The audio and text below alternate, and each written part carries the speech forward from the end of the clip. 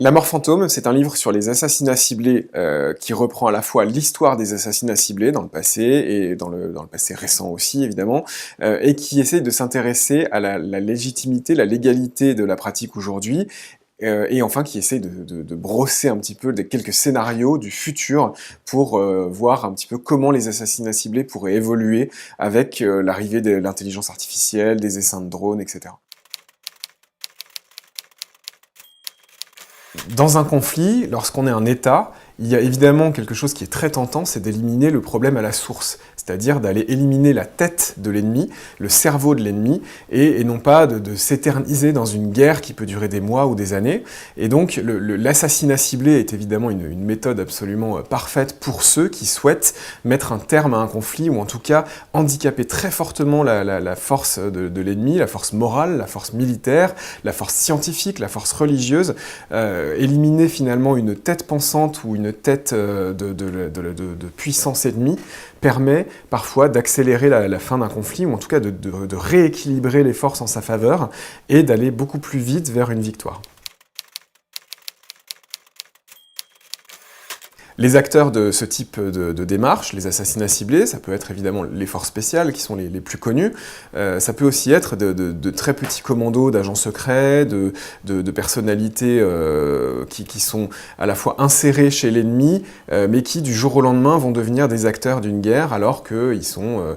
professeurs dans un lycée ou ingénieurs dans une entreprise de recherche scientifique. Et donc ils sont déclenchés du jour au lendemain comme des agents secrets et ils assassinent une tête pensante ennemie. Alors la pratique de l'assassinat ciblé est très répandue, je pense que tous les pays le pratiquent d'une manière ou d'une autre, mais il y a certains pays effectivement qui en sont devenus des spécialistes au fur et à mesure des années. On pense notamment à Israël, qui depuis la création de l'État d'Israël, pour survivre dans un environnement très hostile, est devenu un expert de l'assassinat ciblé, a mené des centaines et des centaines d'opérations, à la fois très près de son territoire, dans les pays limitrophes, mais aussi à l'autre bout du monde, lorsque les intérêts de la nation d'Israël étaient en jeu. Et ils ont développé pour cela de très nombreuses techniques, à la fois traditionnelles, avec un assassinat avec une arme à feu par exemple,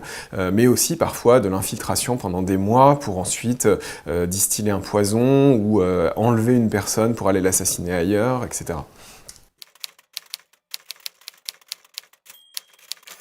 L'assassinat d'Oussama Ben Laden ne relève absolument pas d'un système judiciaire, d'une démarche de jugement, mais il a été décidé par les États-Unis comme une élimination hors de tout système juridique pour contribuer à une guerre contre le terrorisme. Un exemple très médiatisé aussi, c'est l'assassinat du frère du dictateur nord-coréen Kim Jong-un,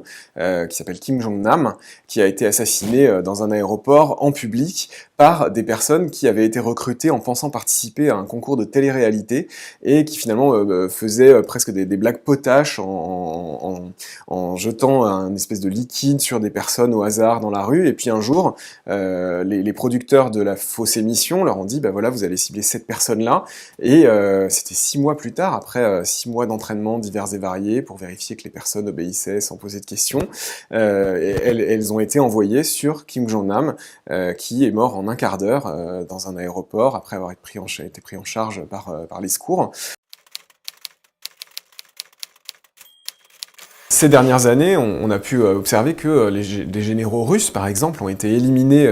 par l'armée ukrainienne, alors qu'ils ne se trouvaient pas forcément sur la ligne de front, qu'ils ne participaient pas forcément à des combats, mais les Ukrainiens ont réussi à cibler puis à éliminer des généraux russes de premier plan parfois, hein, ce qui a conduit à une modification, un petit peu une réarticulation des forces russes sur le front, ce qui a permis aux Ukrainiens peut-être de profiter un peu de cibles d'opportunité, ou en tout cas de lancer des petites attaques qui leur ont permis de grignoter à nouveau du terrain, puisque les généraux russes laissaient un vide de commandement lorsqu'ils étaient éliminés. Alors dans le livre, j'ai essayé aussi d'esquisser quelques scénarios futurs, le but étant évidemment de voir ce qui nous attend avec l'arrivée de l'intelligence artificielle, des essaims de drones, de toutes les choses qu'on a du mal à imaginer aujourd'hui, mais qui finalement sont juste dans la recherche scientifique qui arrive aujourd'hui sur le marché. Donc par exemple, les essaims de drones, lorsque on a des défenses aériennes aujourd'hui qui sont capables de se protéger des drones, c'est contre 1 ou 2 ou 3 drones. Mais les Chinois travaillent déjà sur des essaims de plusieurs milliers de drones qui travaillent de manière coordonnée grâce à une intelligence artificielle qui réussissent à voler un petit peu comme un vol des tourneaux, ce qui est le vol d'oiseaux le plus complexe de la science, qu'on n'arrive toujours pas à expliquer aujourd'hui exactement. Mais en tout cas, les drones, lorsqu'ils travaillent ensemble, sont presque inarrêtables. Et donc, il y a quelques scénarios qui évoquent cette possibilité-là. Il y a évidemment aussi des possibilités avec de nouveaux agents bactériologiques, chimiques, etc. Donc des agents qui peuvent avoir un temps d'incubation très long ou qui peuvent être transportés par des vecteurs que l'on n'imagine pas encore bien aujourd'hui. L'idée est de brosser dans quelques scénarios quels seront les assassinats ciblés de demain, à quoi il faut s'attendre avec l'arrivée des toutes dernières technologies sur le marché.